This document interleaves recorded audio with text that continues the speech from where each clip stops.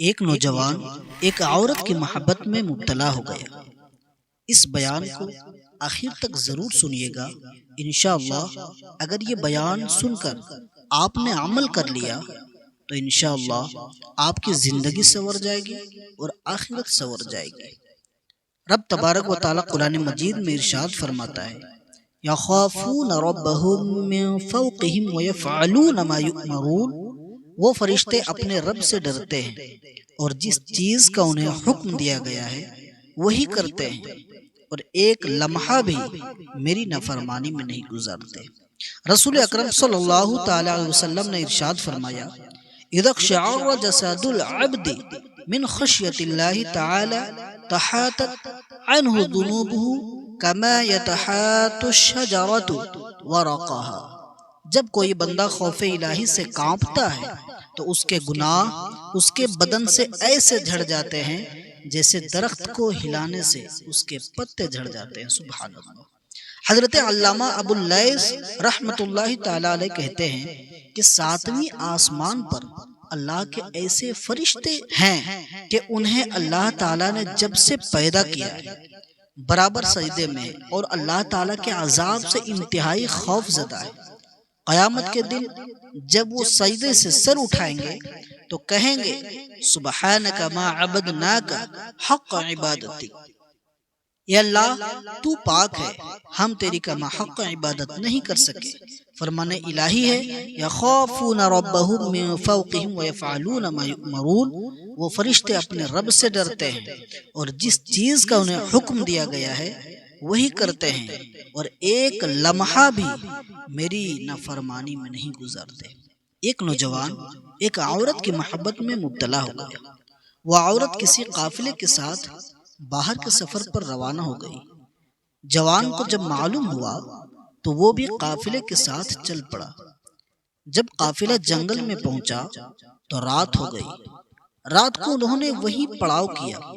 جب سب لوگ سو گئے تو وہ نوجوان چپکے سے اس عورت کے پاس پہنچا اور کہنے لگا، میں تجھ سے بے انتہا محبت کرتا ہوں اور اسی لیے میں قافلے کے ساتھ آ رہا ہوں۔ اللہ اکبر۔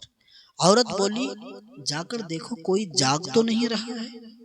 جوان نے فرد مسرت سے سارے قافلے کا چکر لگایا اور واپس آ کر کہنے لگا کہ سب لوگ غافل پڑے سو رہے ہیں۔ عورت نے پوچھا، اللہ تعالیٰ کے بارے میں تیرا کیا خیال ہے؟ اللہ تعالیٰ کے بارے میں تیرا کیا خیال ہے؟ کیا وہ بھی سو رہا ہے؟ جوان بولا کہ اللہ تو نہ کبھی سوتا ہے نہ ہی اسے کبھی اونگ آتی ہے۔ تب عورت بولی کہ لوگ سو گئے تو کیا ہوا؟ اللہ تو جاگ رہا ہے نا، ہمیں دیکھ رہا ہے، اس سے ڈرنا ہم پر فرض ہے۔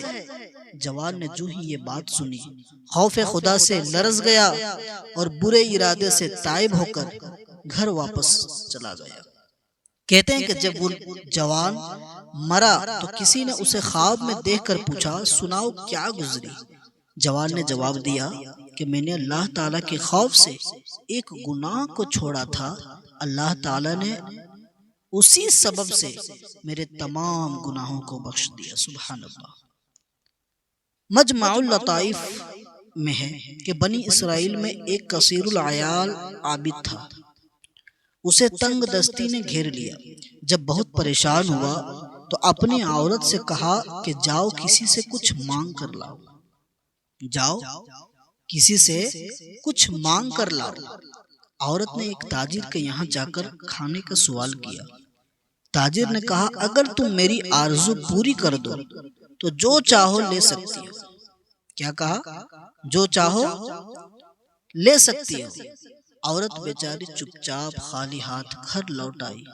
بچوں نے جب ماں کو خالی ہاتھ آتے دیکھا تو بھوک سے چلانے لگے اور کہنے لگے، امی ہم بھوک سے مر رہے ہیں، ہمیں کچھ کھانے کو دو۔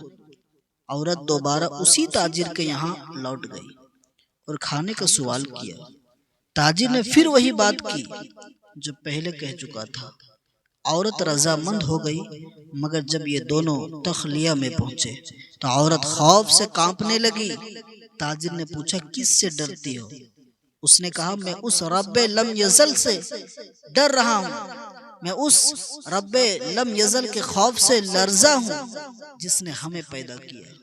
تب تاجر بولا کہ جب تم اتنی تنگ دستی اور عسرت میں بھی خوف خدا رکھتی ہو تو مجھے بھی اللہ کے عذاب سے ڈرنا چاہیے۔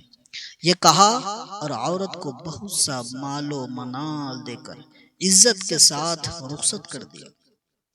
اللہ تعالیٰ نے پیغمبر وقت موسیٰ علیہ السلام پر وحی بھیجی کہ فلاں بن فلاں کے پاس جاؤ اور اسے میرا سلام کہہ دو اور کہنا کہ میں نے اس کے تمام گناہوں کو معاف کر دیا ہے۔ سبحان اللہ۔ موسیٰ علیہ السلام حسب حکم الہی اس تاجر کے پاس آئے اور پوچھا کیا تم نے کوئی عظیم نیکی انجام دی ہے؟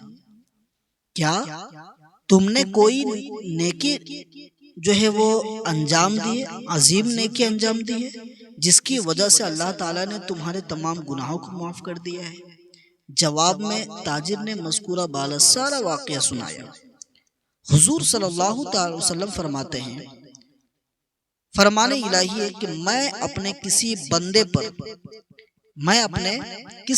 پر دو خوف اور دو امن جمع نہیں کرتا۔ جو شخص دنیا میں میرے عذاب سے ڈرتا ہے میں اسے آخرت میں بے خوف کر دوں گا۔ اللہ اکبر۔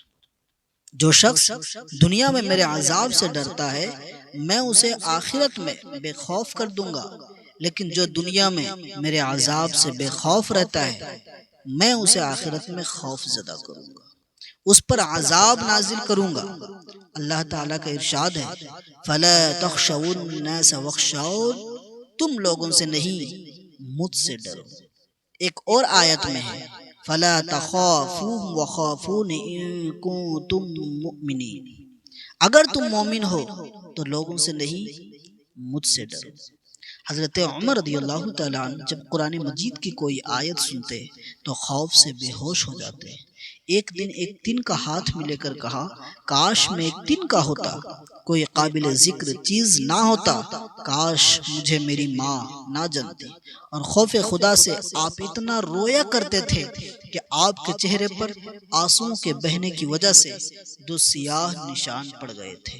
حضور صلی اللہ تعالی علیہ وسلم نے فرمایا لا یلج النار من بکا من خشیت اللہ حتی یعود اللبن فی الضر، جو شخص خوف خدا سے روتا ہے وہ جہنم میں ہرگز داخل نہیں ہوگا، اسی طرح جیسے کہ دودھ دوبارہ اپنے تھنوں میں نہیں جاتا۔ سبحان اللہ۔ اللہ پاک ہم سب کو اہدنا الصراط المستقیم پہ چلائے، جو کچھ بیان ہم نے سنا اللہ اس پر عمل کرنے کی توفیق عطا فرمائے۔